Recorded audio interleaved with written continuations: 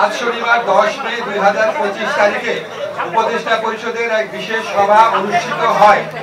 সভায় আন্তর্জাতিক অপরাধ ট্রাইব্যুনাল আইনের সংশোধনী অনুমোদিত হয়েছে। সংশোধনী অনুযায়ী আন্তর্জাতিক অপরাধ ট্রাইব্যুনাল কোনো রাজনৈতিক দল, তার অঙ্গ সংগঠন বা সমর্থক গোষ্ঠীকে শাস্তি দিতে পারবে।